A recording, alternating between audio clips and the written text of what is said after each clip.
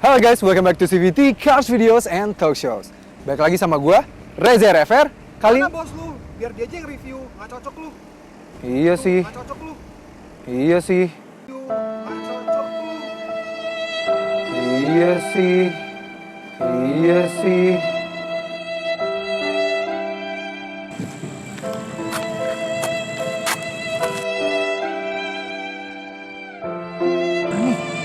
Apaan ya?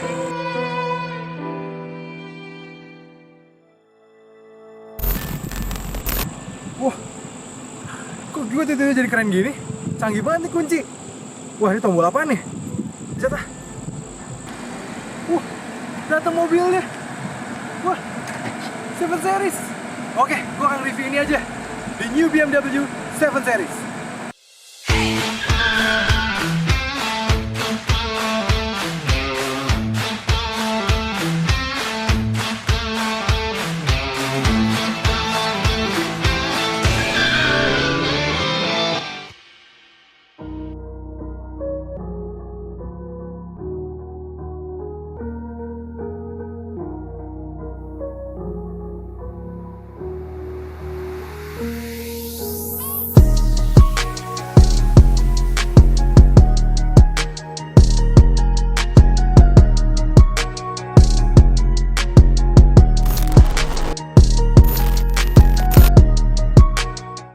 Oke, tadi kita lihat ya, mobil ini bisa jalan sendiri dan datengin ke gue untuk di-review. Keren banget.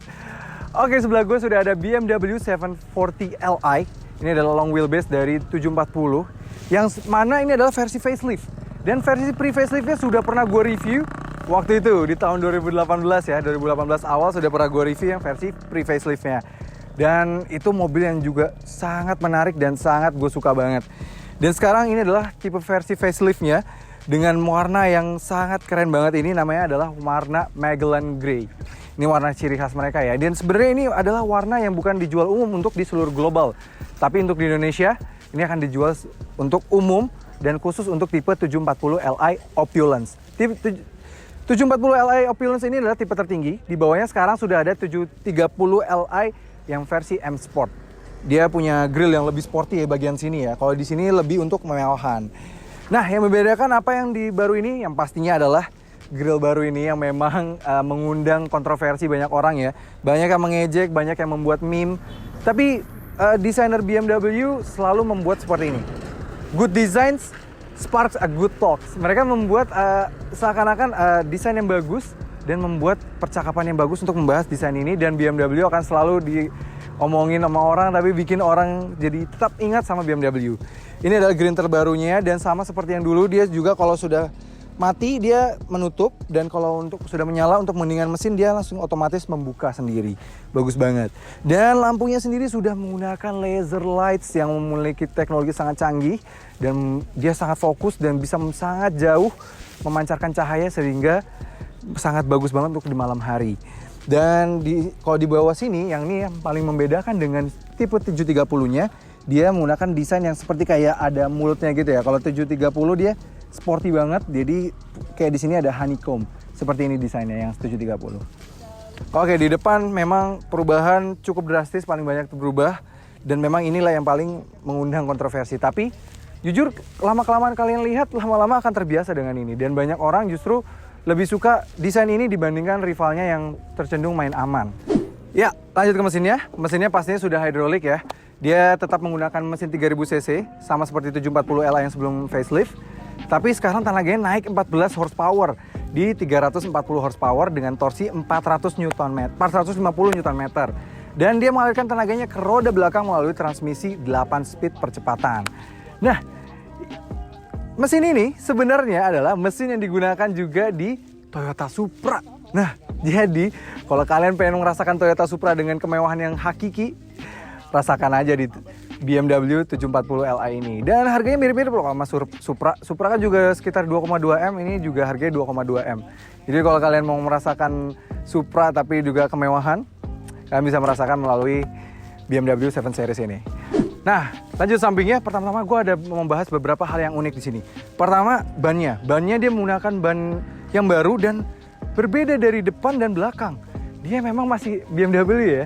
Walaupun dia membuat mobil mewah, mobil tertinggi sedan flagshipnya mereka tidak melupakan performance dari mobil ini dan tetap bisa asyik dibawa sendiri.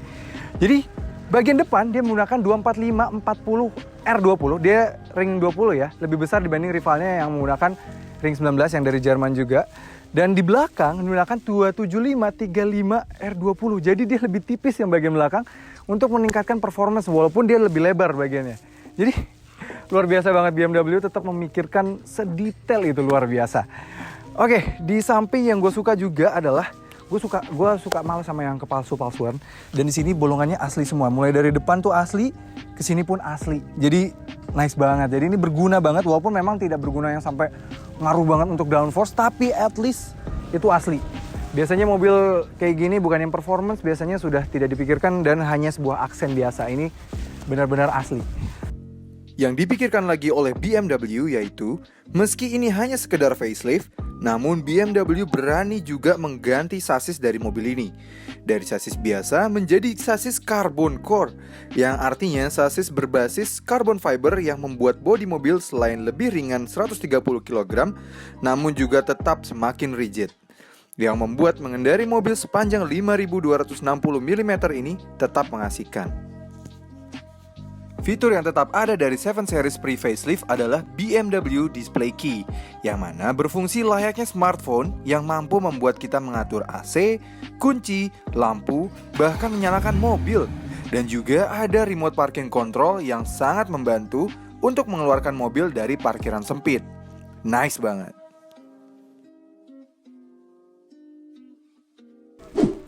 Oke, lanjut ke belakang. Di belakang sini memang ya sebenarnya masih mirip-mirip, tapi desainnya sudah bertambah lebih keren lagi.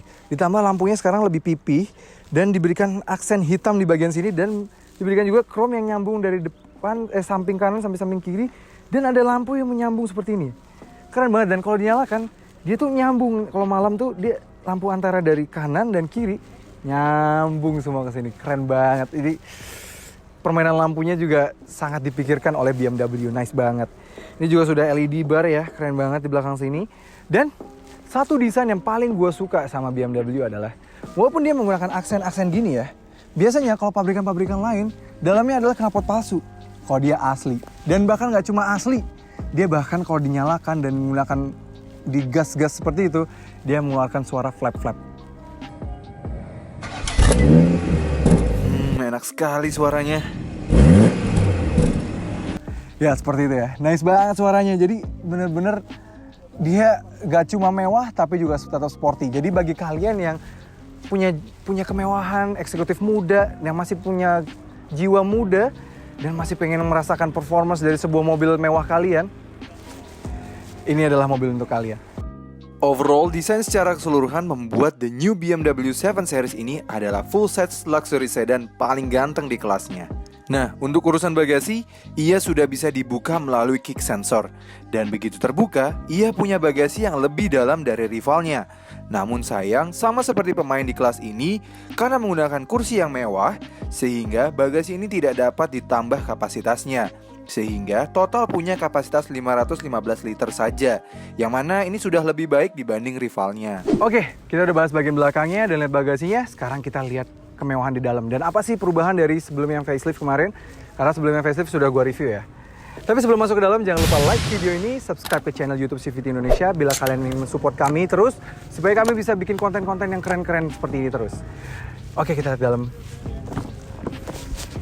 Oke, lanjut ke belakang.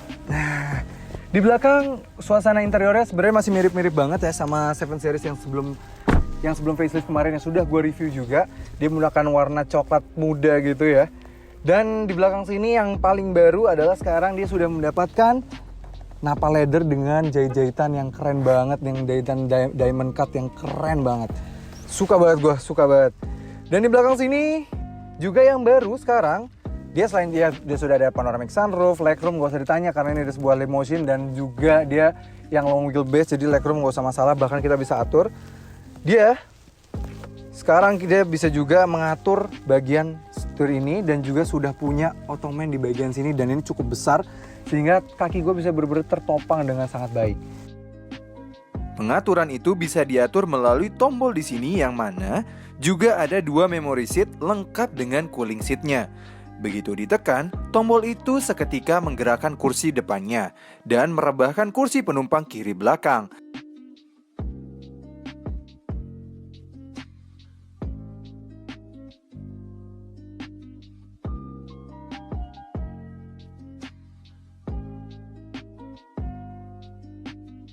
Dan juga mengeluarkan sandaran kaki, sehingga benar-benar rebah di sini dan sangat nyaman. Dan yang lebih baik dibandingkan rivalnya, dia adalah semua pengaturan bisa diatur melalui tablet ini. Tablet ini juga buatan Samsung. Dan di tablet ini kita juga bisa mengatur massage, mengatur pendingin kursi, mengatur sunshade, semuanya bisa diatur di sini. Memang, jujur, dia tidak selengkap, untuk kursinya tidak seempuk yang rivalnya, tidak selebar rivalnya, dan kursinya juga bukan yang empuk sekali, bantal juga bukan yang lebih empuk, tapi dia tetap cukup nyaman dan ditambah semua pengaturan di belakang sini jauh lebih canggih dibandingkan rivalnya. Jauh lebih canggih, dia bisa diatur lewat sini dengan mudah, tinggal a touch of a button, semuanya bisa diatur lewat sini. Jadi lebih nyaman di belakang sini jujur, dengan adanya teknologi-teknologi yang lebih tinggi, karena teknologinya canggih banget. Yang lebih canggih dari rivalnya adalah layar rear seat entertainment-nya yang sudah bisa diakses melalui touchscreen dan bisa juga untuk mengatur banyak pengaturan mobil. Di atas, ia sudah ada cermin yang lebih besar dari rivalnya dan ada panoramic sunroof yang meski lebih kecil dari rivalnya, namun ia memiliki teknologi LED yang mana membuatnya dapat memancarkan cahaya sesuai warna ambient light. Fitur ini dinamakan Sky Lounge. Oh iya, meski begitu sayangnya pengaturan ambient light-nya hanya ada 6 saja. Tapi di dalam sini jelas terasa mewah dan high-tech. No wonder BMW 7 Series menjadi partner Garuda untuk first class mereka. Di tengah sini, armrest-nya tidak hanya ada layar sentuh saja, tapi juga ada pengaturan kursi yang bisa mengatur kursi penumpang depan. Armrest tengahnya sudah ada kantong cukup sebesar. Di depannya ada 2 cup holder, AC belakang sudah dual zone climate control, di bawahnya lengkap ada 12 volt socket dan juga 2 slot USB-C yang membuat mobil ini cukup future proof. Nah, bagaimana dengan interior depannya? Oke, lanjut bagian depan. Nah, di depan sini mewah banget auranya, dan tapi dia menggabungkan antara mewah juga dengan sporty. Jadi aura sportinya BMW itu masih ada di sini dengan penggunaan setir yang sangat sporty dan juga penggunaan dashboard yang sudah digital ini. Sekarang speedometer sekarang sudah full digital. Kalau kemarin masih ada frame-nya seperti itu, sekarang udah full digital dan sama seperti 3 series, 5 series yang di bawahnya. Jadi dan speedometer ini kalau kita ganti mode sport dia akan berwarna putih merah seperti ini. Kalau comfort warna orange, kalau Eco Pro berwarna biru. Nice banget, nice touch. Oh iya, di sini dia sekarang sudah BMW ini sekarang dia menggunakan iDrive terbaru 7.0 dengan update terbaru dan sudah semakin canggih, dan dia sudah punya air gesture, udah punya gesture untuk volume seperti ini, untuk next seperti ini, dan juga untuk next preview seperti ini. Nice banget, dia benar-benar ini nggak ada di rivalnya. Selain itu dia juga sudah touchscreen, dan rivalnya juga ada yang belum touchscreen ya, yang belum berganti generasi itu. Oh iya, dia juga sudah punya wireless charging di mana-mana ya. Satu ada di sebelah sini, gue bisa tinggal taruh HP gue dan menikmati itu. Dan dia juga kalau kita nyalakan, tuh ada pops and crackles-nya gitu loh. Jadi, nice banget BMW, bener-bener, aduh, tetap enak untuk dibawa sendiri mobil ini. Oh iya, ini tuh ada Apple CarPlay, tapi Apple CarPlay adalah Apple CarPlay yang wireless. Jadi kita tinggal connect aja melalui Bluetooth dan Wi-Fi. Dia kan otomatis mengkonek Apple CarPlay tanpa harus colok-colok lagi. Jadi nice banget. Jadi nggak usah ribet, nggak usah colok-colok. Dan kalian bisa langsung mengakses navigasi melalui Apple CarPlay ini. Dan tinggal letakkan saja HP di wireless chargingnya. Selain itu ada beberapa attention to detail yang super nice. Seperti touch sensitivity untuk AC yang dapat mengadjust temperaturnya. Dan tetap ada dual zone climate control di depan. Sehingga total ada quad zone climate control. Nice banget. BMW ini teknologinya juga canggih banget, terutama pada kameranya. Dia kameranya sudah bisa, dia 3 dimensi gini ya. Nice banget, dia tinggal gesture seperti ini. Dia bisa diputar kameranya dan menampilkan BMW-nya di sini. Nice banget. Selain itu, pengaturannya dapat diatur melalui rotary wheel di bawah sini, juga pada setir bagian kanan. Bagian kiri untuk pengaturan cruise controlnya. Selain itu, di tengah sini juga sudah ada pengaturan mode berkendara juga air suspensionnya. Untuk sound system, sudah menggunakan Bowers & Wilkins dengan 16 speaker dan daya 1400 kW.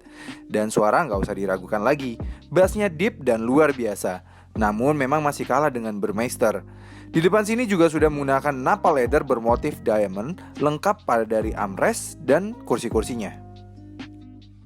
Untuk pengaturan kursi, sayang sekali dia cuma hanya ada 2 memory seat saja sebelah sini ya. Dan memang dia dibandingkan rivalnya, dia masih kursinya sebelah sini.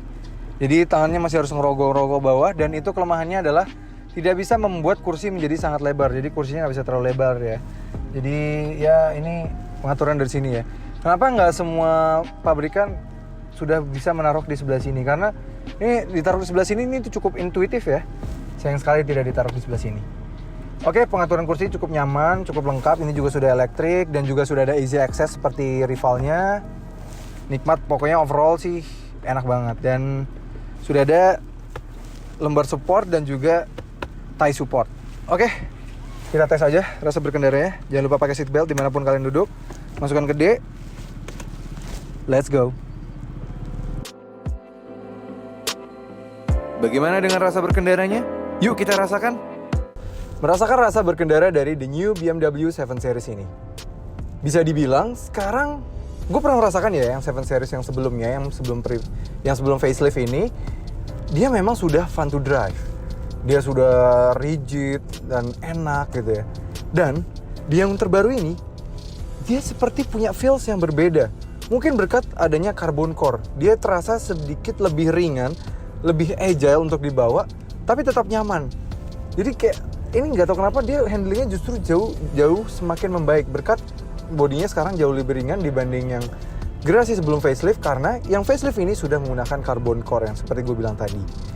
Ini nice banget, jadi mobilnya jadi semakin agile tapi tetap terasa rigid handlingnya, tidak yang terlalu ringan jadi ngawang gitu, enggak, tapi tetap karena carbon core-nya itu membuat dia tetap rigid di jalan dan steady dan handlingnya tetap sangat baik. Dengan handling yang nikmat ini, apakah mempengaruhi suspensinya? Untuk urusan suspensi, mobil ini tetap nyaman. Memang bukan yang senyaman S-Class lawannya, tapi dia tetap baik, dia tetap nyaman di depan sini, tapi tetap nyaman juga di belakang sana. Tapi yang lebih baik dibanding S-Class adalah ketika kita menyetir sendiri mobil ini, dia masih lebih proper untuk disetir sendiri dan lebih fun rasanya kalau nyetir sendiri tuh kayak masih ada performanya itu langsung cepat gitu. Walaupun memang dia bukan menggunakan V6 seperti di S-Class, dia sudah menggunakan inline 6, sekarang sudah di downgrade mesinnya. Tapi entah kenapa BMW berhasil mericun mesinnya menjadi tarikannya galak sekali ya. Dan ditambah lagi mobilnya sekarang juga semakin ringan, dan BMW set juga mufflernya jadi kayak ada dentuman letupan gitu ya, pop gitu. Jadi bawa mobil ini tetap terasa fun, nikmat sekali.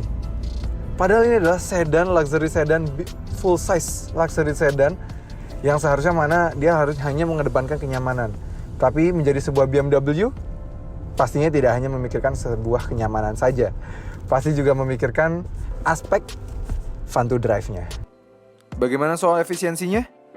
Berkat penurunan mesinnya dari generasi sebelumnya yang menggunakan V6 dan dibanding rivalnya yang masih menggunakan V6, dia jadi punya efisiensi yang lebih baik. Ditambah dia sudah punya mode Eco Pro yang bisa benar-benar sangat irit dan dibantu adanya tenaga listrik yang membantu akselerasi awal yang mana bisa membuat mobil ini jadi lebih efisien.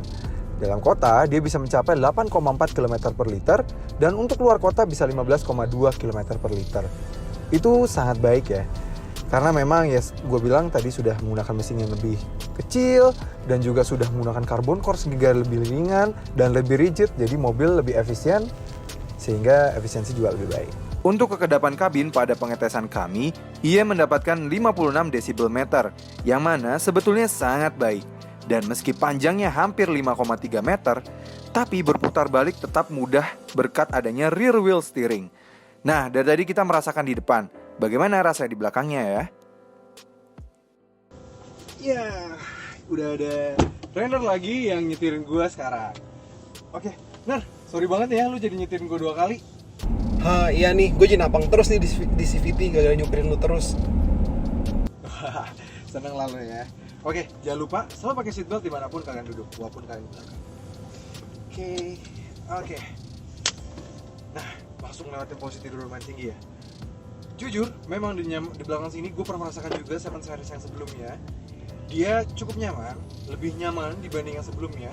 Terasa dia memang kayak nggak terlalu intimidating gimana atau terlalu keras tuh enggak. Di sini tetap nyaman. Justru malah sedikit lebih nyaman berkat penggunaan material nappa leather yang lebih baru dibandingkan generasi yang sebelum facelift. Nah, untuk masalah kayak si Rainer tadi langsung belok ke kanan ke kiri dengan lumayan cepat ya. Ini dia terasa nggak terlalu limbung. Kalau dulu tuh gue terasa lebih kayak ngayun gitu ya, lebih terlempar gitu dibanding yang generasi sekarang. Kalau sekarang misalnya dia berbelok dengan cepat, gue nggak terlalu terasa seperti terlempar. Ini belok cepat lagi ya, tuh belok kiri dengan cepat sih si Renault. Luar biasa nih kok, beloknya luar biasa. Ini, tapi nggak ada masalah di belakang sini gue masih terasa nyaman dan nggak terlalu kayak wah goyangan banget itu. Memang secara kenyamanan dia tidak senyaman rivalnya si S-Class, tapi di belakang sini tetap nyaman. Banding S-Class, gadget di belakang sini bagi kalian yang punya uang berlebih tapi punya jiwa teknologi yang masih lebih tinggi dibanding om-om gitu yang udah nggak terlalu peduli dengan teknologi, 7 series adalah pilihan untuk kalian. Karena apa? Dia sudah menggunakan tablet yang mana ini adalah dari Samsung dan kalian bisa mengatur sunshades, bisa mengatur multimedia dan mengatur kursi pijat di belakang sini jauh lebih mudah diatur dibandingkan di S-Class. Yap, memang sih tidak senyaman S-Class, namun tetap tergolong nyaman dan malah untuk dikendarai sendiri lebih nikmat dibanding rivalnya itu.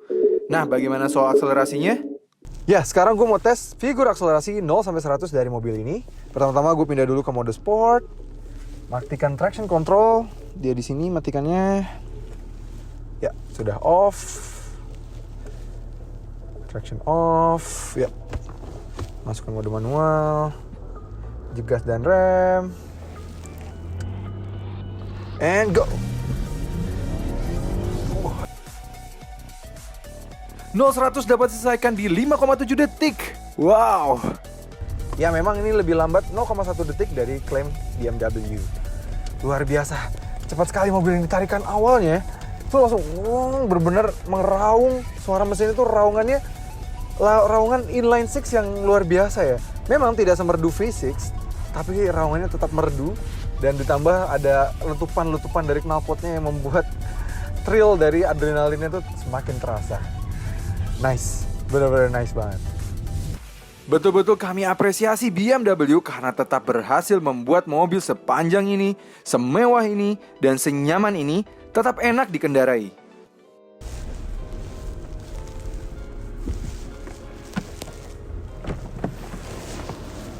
Oke, sampai juga kesimpulan dari review BMW 740 Li yang facelift ini. Bisa dibilang ini adalah penyempurnaan yang sangat luar biasa dari BMW. Karena sekarang tidak dibuat hanya semakin nyaman, tapi dengan penyempurnaan pada mesin membuatnya semakin berperforma tinggi. Juga ditambah carbon core-nya untuk yang versi facelift ini membuat dia tidak hanya ringan, tapi juga memiliki handling dan performa yang sangat baik karena dia semakin rigid sasisnya. Juga membuatnya tetap enak dan semakin enak untuk dikendarai sendiri. Jadi nggak cuma enak untuk di passenger bagian belakang, tapi juga enak untuk dikendarai sendiri. Jadi kalau kalian turun dari mobil ini tidak dibilang mobilnya supir, atau kalau kalian bawa sendiri nggak dibilang supirnya mana gitu ya. Karena ini tetap masih enak untuk dibawa sendiri. Oke, sekian review dari gua Reza RFR. Terima kasih sudah menonton CVT Indonesia. Jangan lupa support kami dengan cara like video ini, subscribe ke channel YouTube CVT Indonesia, dan jangan lupa main-main juga ke Instagram kami di @cvt.indonesia. Nah, udah selesai. Gua Reza RFR, gua mau pamit karena gua mau nyamperin Jason yang lagi review S-Class. Dan gue akan bikin CVT War kali ini. Karena gue akan balas dendam, gue diusir tadi dari review S-Class kemarin. Oke, sampai ketemu di CVT War kelima.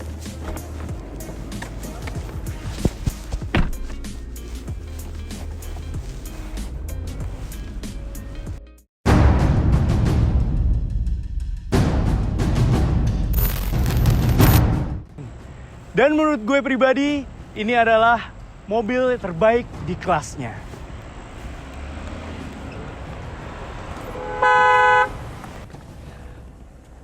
Kata siapa terbaik di kelasnya? Ini kan bisa membuktikan bahwa inilah yang terbaik di kelasnya, Jess. The new BMW 7 Series. Dan gue akan membuat mobil lo menjadi seperti mobilnya orang tua. Karena akan ketinggalan zaman, mobil yang udah terlalu tua untuk di kelasnya. Oke, kita akan CVT War. CVT War kelima, BMW 7 Series versus The new S-Class.